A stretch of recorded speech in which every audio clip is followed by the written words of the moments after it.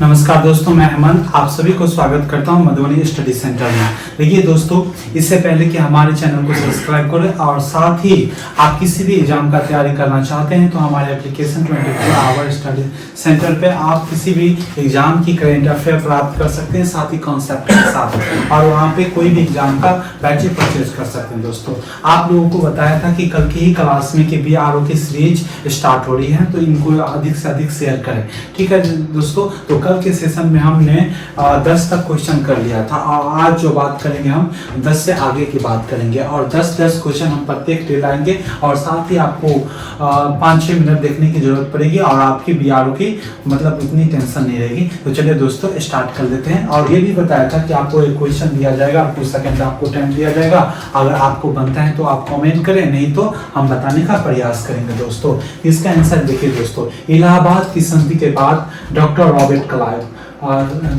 Robert Clive ने मुर्शिदाबाद का उप दीवान किसे बनाया था, ये क्वेश्चन है। आप इनको सॉल्व करें मेरे प्यारे दोस्तों।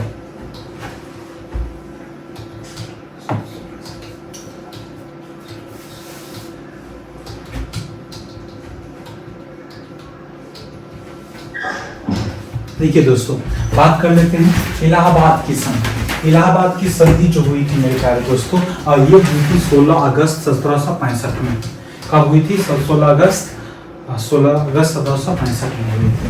देखिए दोस्तों, रॉबर्ट क्लाइव शाह आलम के ये शाह आलम द्वितीय और रॉबर्ट क्लाइव के बीच में हुआ था। क्या हुआ था? रॉबर्ट क्लाइव के बीच में हुआ था। शाह आलम द्वितीय और रॉबर्ट क्लाइव, सम्राट शाह आलम द्वितीय और रॉबर्ट क्लाइव के बीच में हुआ था। उसके बाद अगर देखेंगे तो 22 अक्टूबर को एक सेकेंड में 22 अक्टूबर को ये इनसे क्या कर दिया था? मुर्शिदाबाद को छीन के किसको दे दिया गया था? मोहम्मद राजा खान को प्राप्त कर दिया गया था। किसको दे दिया गया था? देखिए, शाह आलम द्वितीय रॉबर्ट से इनको जीतकर मुर्शिदाबाद को उप दीवान किसे बनाया गया? तो मोहम्मद राजा खान को। किसको बनाया गया मेरे प्यारे दोस्तों? मोहम्मद राजा खान को बताया गया। नेक्स्ट क्वेश्चन की अगर बात करें तो नेक्स्ट क्वेश्चन ये हो जाएगा हमारा,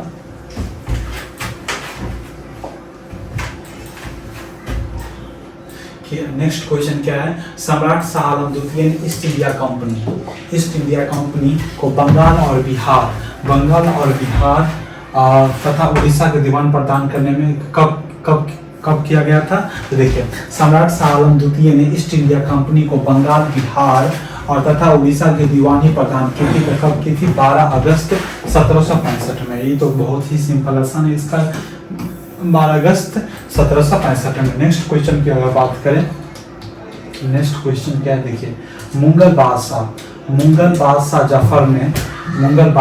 क्या है? क्वेश्चन है मेरे प्यारे दोस्तों, मुगल बादशाह जफर के बारे में कहा जाता है कि उसके साम्राज्य की सीमा थी। आप ये क्वेश्चन का जवाब देंगे दोस्तों।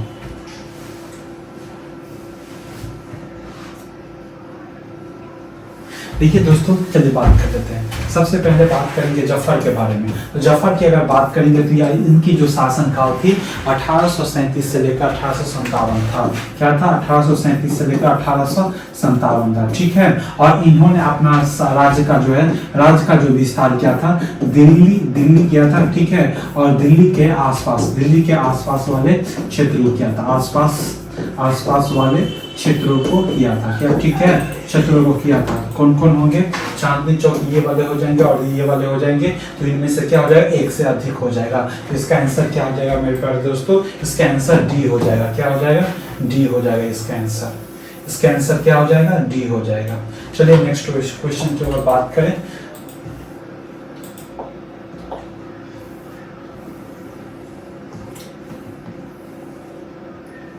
ये हमारा क्वेश्चन।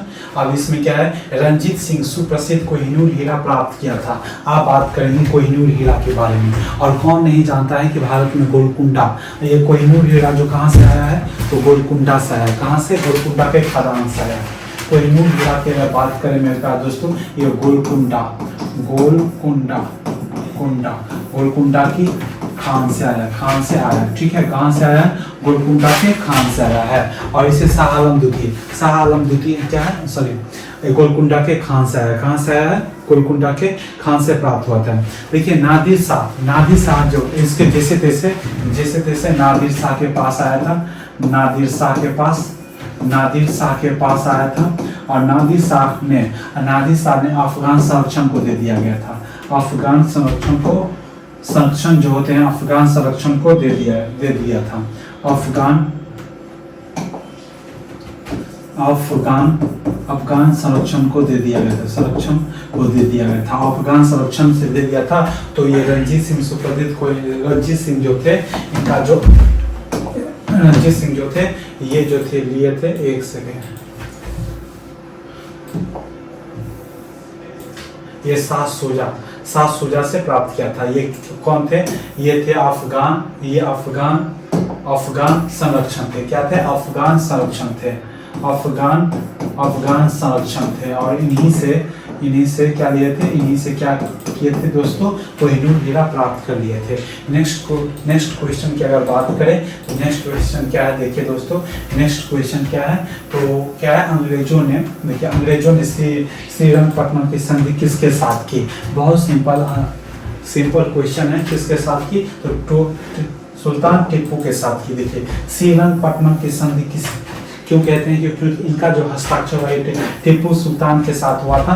अंग्रेजों और टीपू सुल्तान के मध्य लड़ाई हुई थी और इनके बीच एक संधि हुई जो कि श्रीरंगपट्टनम में हस्ताक्षर हुई, और जिस कारण से इसे हम क्या कहते हैं? श्रीरंगपट्टनम की संधि हुई। तो किनके साथ हुआ था? ये आंसर इसका टीपू सुल्तान हो जाएगा। क्या हो जाएगा?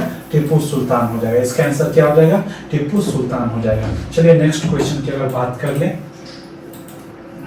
ठगों की उन्मूलन किसके नेतृत्व में हुआ था? ये कैप्टन, बहुत आसानी क्वेश्चन है। ठगों का उन्मूलन जो हुआ था किसके नेतृत्व में हुआ था?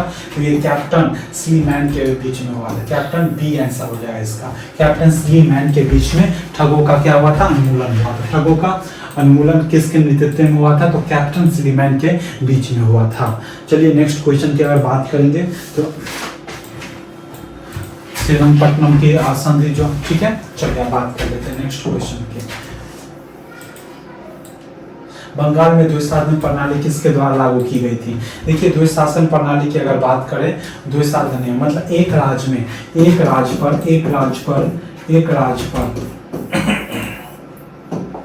राज्य पर जब दो राजा का नियंत्रण हो जाता है, एक राज्य पर दो राजा का नियंत्रण हो जाता है या संचालन हो जाता है, दो राजा का संचालन होता है, तो उसे हम द्वैत क्या कहते हैं? द्वैत शासन कहते हैं। संचालन हो जाता है उसे हम द्वैत शासन कहते हैं, जिसे क्या कहते हैं? द्वैत शासन कहते हैं। क्या कहते हैं? द्वैत शासन कहते हैं। क्या कहते हैं? द्वैत शासन कहते हैं। क्या कहते हैं मेरे प्यारे दोस्तों?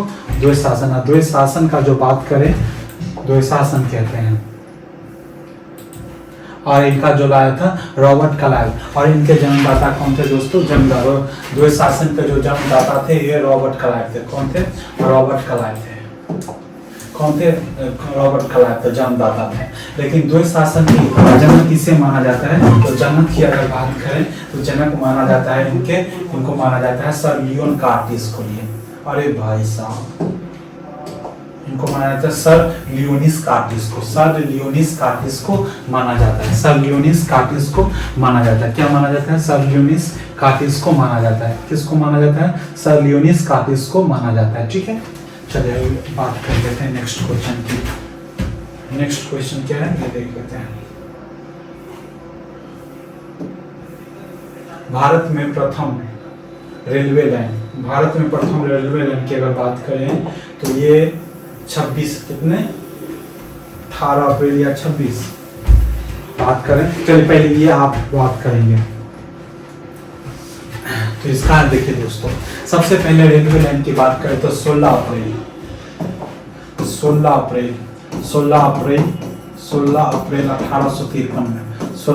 1853 में बम्बई बंदर क्या कहते हैं बम्बई से कहाँ थाना के बीच में चली थी बम्बई और थाना के बीच में चली थी। क्या कहाँ चली थी? बम्बई और थाना के बीच में। ठीक है, थाना के बीच में चली थी। अब ठीक है, ये पहली यात्री ट्रेन थी, पहली यात्री रेलगाड़ी थी। ठीक है, रेलगाड़ी थी, ठीक है। और इसको कौन किया था, इनको लॉर्ड डलहौजी ने, कौन किया था मेरे प्यारे दोस्तों, लॉर्ड डलहौजी ने, क्या, लॉर्ड डलहौजी ने, इसे कौन किया था, लॉर्ड डलहौजी ने, किसने किया था मेरे प्यारे दोस्तों, लॉर्ड डलहौजी ने। चलिए नेक्स्ट क्वेश्चन की अगर बात कर ले, नेक्स्ट क्वेश्चन क्या है देख ले, मुंगेर का बड़िहाल विरोध उद्देश्य क्या था, मुंगेर का, तो इसका आंसर हो जाएगा बर्खास्त भूमि का वापसी। बर्खास्त भूमि क्या होते हैं उनके बारे में हम बात कर लेते हैं। देखिए दोस्तों, बर्खास्त भूमि की अगर बात करें तो बर्खास्त भूमि क्या होता है, बर्खास्त भूमि पर मतलब किसान वहाँ देखिए किराए पर, जब किसान कृषि योग्य भूमि रहता है और वो किराए पर जब करते हैं उनको, और किराए किसान नहीं चुका पाते हैं तो उनको जमींदार क्या कर लेते हैं, छीन लेते हैं उनसे या हड़प लेते हैं, तो उनको हम क्या कहते हैं, बर्खास्त भूमि कहते हैं। क्या कहते हैं, बर्खास्त भूमि कहते हैं, ठीक है। तो आज का सेशन मतलब यहीं तक था, क्योंकि हम बोले हैं कि प्रत्येक दिन 10-10 क्वेश्चन लेके आएंगे और एक सीरीज लंबी चलेगी, जैसे आपको कोई भी बोरिंग फील नहीं होगा। अब इसी तरह से आज का क्लास यहीं तक, धन्यवाद दोस्तों।